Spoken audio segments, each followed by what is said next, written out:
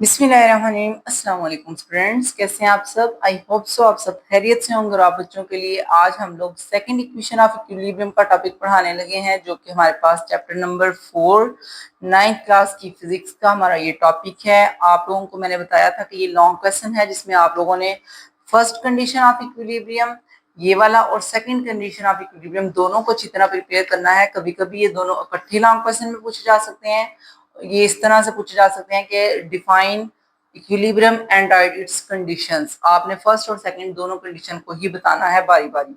और कभी ऐसे होता है कि सिंगल आपको सिर्फ सेकंड कंडीशन ऑफ इक्विलिब्रियम ही पूछी जाएगी, उसमें पहले आप इक्विलिब्रियम की डेफिनेशन राइट कर दीजिएगा, जिसमें आपकी प्रेजेंटेशन जो है वो इस तरह होगी कि फर्स्ट ऑफ ऑल आप इक्विलिब्रियम को डिफाइन करेंगे, देन आप जो है ना वो बताएंगे कि इक्विलिब्रियम की हमारे पास टोटल जो है वो दो टाइप से होती हैं, एक होता है स्टैटिक और एक होता है डायनामिक।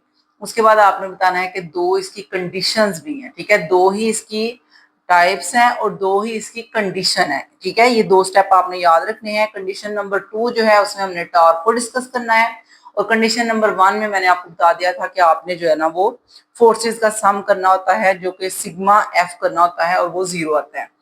दो कंडीशन है, आपने दोनों को अच्छी तरह याद रखना है। फर्स्ट कंडीशन में सिग्मा एफ इक्वल टू 0 होता है, और सेकंड कंडीशन में sigma torque is equal to होता है 0 के। ये फिंगर टिप्स पे चीजें आपने याद रखनी है, क्योंकि ये एमसीक्यूज में भी पूछी जाती हैं, और ये एमसीक्यूज में किस किस तरह से इस टॉपिक को आपने प्रिपेयर करना है वो भी आपको बता देती हूँ। इसके अलावा आपने इसको लॉन्ग में कैसे प्रिपेयर करना है और कैसे आपने इसको अटेम्प्ट करना है वो भी आपको इसी वीडियो में एक्सप्लेन किया जाएगा। तो बगैर देर किए वीडियो को लाइक करें, चैनल को सब्सक्राइब करें, और अब हम स्टार्ट करने लगे हैं second condition of equilibrium. First of all तो हम हमेशा शुरू करते वक्त अपने टॉपिक को स्टार्टिंग पे उसी के बारे में बताते हैं जिसके बारे में हम पढ़ने लगे हैं या लिखने लगे हैं। तो हम इक्विलिब्रियम को डिस्कस कर रहे थे, तो हमने सबसे पहले इक्विलिब्रियम की डेफिनेशन लिख लेनी है, जो कि हमारा प्रीवियस टॉपिक था। फर्स्ट वाला स्टार्टिंग पे डेफिनेशन हमने की थी, a body is said to be in equilibrium if it has no acceleration, ठीक है। तो ये आपने सबसे पहले लिखना है, ये इसकी स्टेटमेंट राइट करनी है कि कोई भी बॉडी अगर इक्विलिब्रियम में है तो इसका मतलब है उसके अंदर कोई भी एक्सीलरेशन नहीं है। इसके बाद आपने इसकी सेकंड वाली कंडीशन की हेडिंग देनी है, वो हेडिंग इसकी यहाँ पे भी लिखी हुई है, ठीक है। और इसके अलावा ये स्टार्टिंग पे भी यहाँ पे इसकी स्टेटमेंट लिखी हुई है। आपकी अपनी मर्जी होती है आप कौन सी अटेम्प्ट करना चाहते हैं। मैं दोनों ही बारी बारी आपको रीड करवा देती हूँ। फर्स्ट ऑफ ऑल है हमारे पास सेकंड कंडीशन ऑफ इक्विलिब्रियम की यहाँ पे statement. The second condition of equilibrium employs to the rotational equilibrium. मैंने आपको बताया था ना, रोटेशनल इक्विलिब्रियम में हमारे पास जो बॉडी रेस्ट में है उसकी भी बात की जाती है, यानी कि स्टेशनरी है, या अगर कोई बॉडी मोशन में है लेकिन वो यूनिफॉर्म मोशन में यानी कि यूनिफॉर्म वेलोसिटी के साथ मूव कर रही है, तब हम इन दोनों को कंबाइनली कह देते हैं रोटेशनल इक्विलिब्रियम, ठीक है। And which means that the body not rotate under the action of forces, जो कि बताना चाह रहे हैं कि बॉडी जो है वो रोटेट नहीं करेगी। सेकंड कंडीशन किस हवाले से है कि बॉडी जो है वो रोटेट नहीं करती। फर्स्ट कंडीशन इस हवाले से था कि जितनी भी फोर्सेस हैं वो 0 हो जाती हैं, और सेकंड कंडीशन है कि बॉडी जो है वो रोटेट नहीं करेगी under the action of forces, जब फोर्सेस अप्लाई की जाएंगी, ठीक है। अब इसके बाद जो है ना, यहाँ पे अगर आपको वो वाली स्टेटमेंट थोड़ी लेंथी लग रही है या याद करने में मुश्किल हो रहा है, तो आप ये आसान वाली कर सकते हैं। नीचे लिखी हुई स्टेटमेंट है हमारे पास, the vector sum of all torques, हमें यानी कि जितने भी इसके ऊपर टॉर्क आप अप्लाई कर रहे हैं, acting on a body about any point, यानी कि किसी भी पॉइंट पे अगर टॉर्क लग रहा है, मस्ट बी 0। वो क्या होना चाहिए? 0 होना चाहिए। ये आसान सी बात है। टॉर्क के बारे में आप लोग ऑलरेडी पढ़ चुके हैं कि टॉर्क हमारे पास क्या होता है। यहाँ पे मैंने लिखा भी हुआ है, टॉर्क होता है और क्रॉस एफ, यानी कि मूवमेंट ऑफ मल्टीप्लाई फोर्स, ठीक है। तो ये आपकी डेफिनेशन आपने प्रीवियस टॉपिक से पहले कर लिया हुआ है टॉर्क को अच्छी तरह, तो उसी को जरा जहन में रखना है आपने, और उसी के हवाले से हमने इसके आगे लेके चलना है। स्टेटमेंट के बाद आ जाती है एक्सप्लेनेशन, जो कि यहाँ पे मैंने लिख दिया हुआ है। ये हमारी एक्सप्लेनेशन जो है ये किस हवाले से है, वो बता रहे हैं कि आपने जो है ना एक एग्जाम्पल कंसिडर कर लेनी है। वो एग्जाम्पल किसकी है जी? Rigid body. और रिजिड बॉडी भी आपने इसी चैप्टर के स्टार्ट में पढ़ लिया है कि रिजिड बॉडी क्या होती है। ऐसी बॉडी जिसमें आप अगर फोर्स अप्लाई करते हैं तो उसके दो पॉइंट्स के दरमियानी जो फासला है फोर्स अप्लाई करने से, वो चेंज नहीं होता, यानी कि इसके पार्टिकल्स की मूवमेंट नहीं होती, ठीक है। उसको हम बोलते हैं कि वो है रिजिड बॉडी। अब इसी तरह आपको रिजिड बॉडी का क्योंकि ऑलरेडी पता है, तो यहाँ पे भी हमारे पास ये एक जो रैंडम से उसने शेप ली हुई है उसी के बारे में वो डिस्कस करने लगे हैं कि ये एक रिजिड बॉडी है जिसके यहाँ पे उसने 3 पॉइंट्स लगाए हुए हैं। वो 3 पॉइंट्स उसने क्यों लगाए हैं कि वो बता रहे हैं कि सेंटर वाला ये जो पॉइंट है, इस पॉइंट के गिर्द हम जो है वो बॉडी को मूव करवाएंगे या रोटेट करवाएंगे, जो भी करना चाहते हैं हम इस पॉइंट के लिहाज से ही हम बॉडी को ऑब्जर्व करेंगे। ये हमारा सेंटर पॉइंट है, ठीक है। और ये 2 पॉइंट्स हैं ए और बी। अब ये फिगर ए है, हम पहले फिगर ए को डिस्कस करेंगे, फिर फिगर बी को डिस्कस करेंगे। अब ए वाले में वो बता रहे हैं कि हमने ये जो 2 पॉइंट्स लिए हैं ए और बी, यहाँ पे हमने सेम मैग्नीट्यूड की फोर्स अप्लाई की है। सेम मैग्नीट्यूड हमें कैसे पता चलेगा? हम इन दोनों के एरो की लेंथ देखेंगे, बिल्कुल इक्वल है, तो इसका मतलब है कि मैग्नीट्यूड बिल्कुल सेम है दोनों फोर्सेस का। तो सेम फोर्सेस के दो हमारे पास हैं फोर्सेस, एक इस साइड पे लग रही है, एक इस साइड पे, ठीक है। और अब आपने डायरेक्शन देखनी है, तो इसकी डायरेक्शन और इसकी डायरेक्शन को देखा जाए तो दोनों अपोजिट हैं, यानी कि अनलाइक पैरेलल फोर्सेस है ये पैरेलल है लेकिन अनलाइक है। एक की डायरेक्शन इधर को है, एक की डायरेक्शन ऊपर को है, ठीक है। अगर आप गौर करें तो आपको नजर आ रहा है कि अगर हम लेट्स सपोज एक आदमी इधर खड़ा है, वो इस तरफ इस बॉडी को खींच रहा है, एक आदमी इधर खड़ा है, वो उसी फोर्स से इस तरफ को खींच रहा है, तो बॉडी ने मूव नहीं करना, बॉडी ने इक्विलिब्रियम में आ जाना है।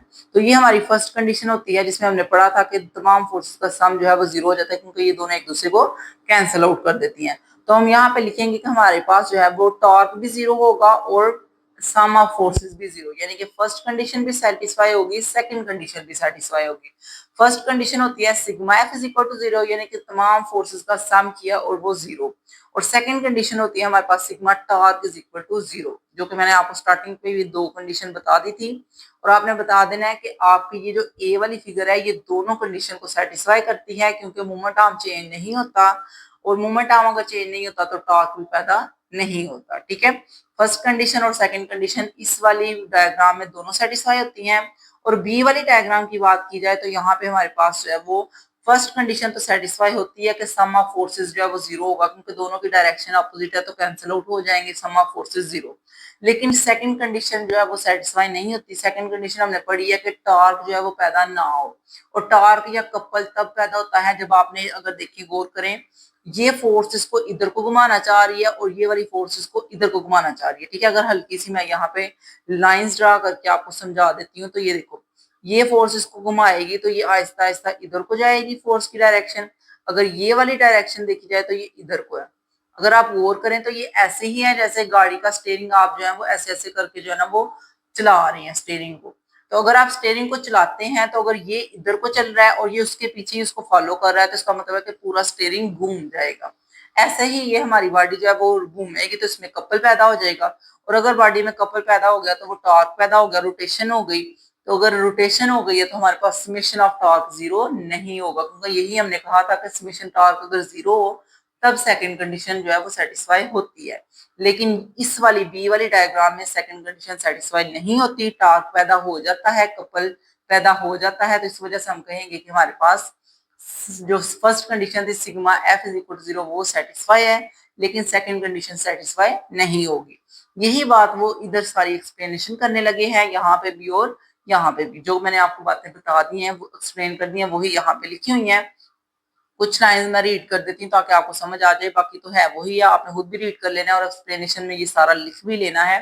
फिगर ए का उसने यहाँ पे जो है वो डिस्कस किया होगा। ऊपर फिगर ए का डिस्कस है, both forces acting along the same line of action. दोनों forces same line of action पे असर कर रही थी, एक ही तरह का इनका लाइन ऑफ एक्शन था। देखें ये सेम लाइन ऑफ एक्शन है, इस वजह से फर्स्ट और सेकंड दोनों कंडीशन जो है सेटिस्फाई हो गई हैं। लेकिन बी वाले में इनकी लाइन ऑफ एक्शन जो है वो टू फोर्सेस की डिफरेंट है। देखो एक इस लाइन ऑफ एक्शन में है और एक इस लाइन ऑफ एक्शन में है, तो दो डिफरेंट लाइन ऑफ एक्शन होने की वजह से जो है वो कपल पैदा हुआ था, टार्क पैदा हो गया था। इस वजह से हमने कहा था सेकंड कंडीशन सेटिस्फाई नहीं हुई। लेकिन फर्स्ट कंडीशन उसने बोला सेटिस्फाइड है, but we can observe in the case of B the forces are forming the couple which can apply torque to rotate the body about the point O, यानी कि reason के गिर्द ये rotate होना शुरू हो जाएगा। Therefore for a body to be complete in equilibrium a second condition is also required, यानी कि यहाँ पे एक और वर्ड आ रहा है कंप्लीट इक्विलिब्रियम। ये क्या होता है ये भी मैं आपको बता देती हूँ, शॉर्ट क्वेश्चन पूछा जा सकता है। What is complete equilibrium? तो आपने बताना है कि कंप्लीट इक्विलिब्रियम वो इक्विलिब्रियम होता है जिसमें बॉडी फर्स्ट कंडीशन और सेकंड कंडीशन दोनों को ही सेटिस्फाई करे, ठीक है। आप इंग्लिश में राइट कर सकते हैं कि there is a condition of equilibrium in which the first condition यानी कि sigma F is equal to 0 and the second condition sigma torque is equal to 0 can be prove या can be apply, so we can say that it is called a complete equilibrium. ठीक है, इसको अपनी wording में आप लोग लिख सकते हैं। इसके अलावा आप स्टेटमेंट में भी लिख सकते हैं कि समेशन ऑफ टॉर्क या समेशन ऑफ फोर्सेस 0 हो जाए, देन हम कहेंगे कि वो कंप्लीट इक्विलिब्रियम है। Okay, so that is why no net torque should be acting. वही बात आपको बता रहे हैं कि हम अगर कंप्लीट इक्विलिब्रियम की बात करें तो टॉर्क भी नहीं होना चाहिए और समेशन ऑफ फोर्सेस भी 0 होनी चाहिए, तब कंप्लीट इक्विलिब्रियम हो जाएगा। ठीक है, तो ये सारी एक्सप्लेनेशन है। इसके बाद आ जाता है मैथमेटिकली, जो कि आपने at the end long question को कंप्लीट करते हुए करना होता है। मैथमेटिकली में क्या है कि summation torque is equal to होना चाहिए 0 के, जो कि आपके एमसीक्यूज भी आ सकती है। What is second condition of equilibrium, उसमें ऑप्शन दिए होंगे तो आपने summation torque is equal to 0 को टिक करना है, जिसमें ये ऑप्शन क्लियर हो जाएगा। इसके बाद आपको बता रहे हैं कंप्लीट इक्विलिब्रियम, जो कि ऑलरेडी मैंने आपको काफी ब्रीफली एक्सप्लेन किया है कि आपने कंप्लीट इक्विलिब्रियम के मतलब को समझ लेना है कि इसमें फोर्सेस का सम भी 0 होगा, यानी कि फर्स्ट कंडीशन भी 0 अप्लाई कर रही है, फर्स्ट कंडीशन जो है वो भी अप्लाई हो रही है एंड सेकंड कंडीशन भी अप्लाई हो रही है।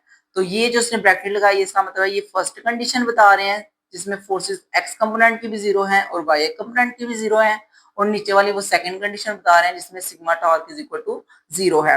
ये जो कंप्लीट इक्विलिब्रियम का है ना, ये आपका लॉन्ग क्वेश्चन का हिस्सा नहीं होता, लेकिन अगर आप लिख लेते हैं तो अच्छी बात है। वैसे लॉन्ग क्वेश्चन सिर्फ यहाँ तक ही होगा, टॉर्क इज इक्वल टू 0 तक। ठीक है, तो आई होप सो आपको ये वाला क्वेश्चन काफी अच्छा समझ आया होगा, बहुत ही आसान है। आपने लॉन्ग क्वेश्चन में फिगर्स भी बनानी है एक्सप्लेनेशन करते वक्त, साथ ये अच्छी लगती हैं जब आप बनाएंगे, फिर ही आपको समझ भी आएगी। इसके बाद नेक्स्ट हमारा जो टॉपिक है ये लॉन्ग में या शॉर्ट में पूछा जा सकता है, एज सच इतना इंपॉर्टेंट नहीं है, लेकिन आपने इसके स्टेप्स को देख लेना है कि अगर ये इस बार अगर शॉर्ट सिलेबस करते हैं, इसको स्किप कर देते हैं तो अच्छी बात है, नहीं करते तो फिर आपने जो है ना इसको एक दफा रीड आउट कर लेना है। आपके जहन में स्टेप्स होने चाहिए। स्टेप्स क्या है वो बता रहे हैं, solving the problem by applying the condition of equilibrium, यानी कि अगर आप इक्विलिब्रियम की कंडीशन अप्लाई करना चाहते हैं तो इस प्रॉब्लम को आपने कैसे हल करना है, आपने कैसे वो सारे स्टेप्स फॉलो करने हैं, जिससे आपको समझ आ जाएगी कि बॉडी इक्विलिब्रियम में है या नहीं है, फर्स्ट इक्विलिब्रियम कंडीशन सेटिस्फाई हो रही है या नहीं, या सेकंड कंडीशन सेटिस्फाई हो रही है या नहीं।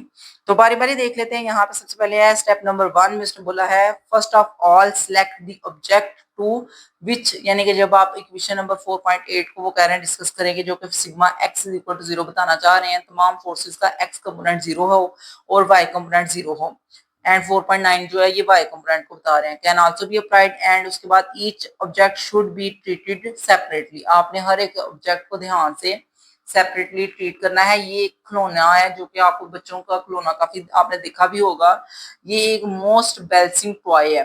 ऐसा टॉय है जो खुद को बैलेंस रखता है, ना इधर को मूव करेगा ना इधर, बिल्कुल बैलेंस कंडीशन में रहता है, and have a low centre of mass, इसका सेंटर ऑफ मास बिल्कुल लो होता है। ठीक है, और ये आपको जो है वो वैसे भी याद होगा कि एक और भी होता है जो पैरट सा बना होता है, उसका भी उन्होंने ना इस तरह का सिस्टम बनाया होता है कि वो भी बिल्कुल बैलेंस कंडीशन में रहता है।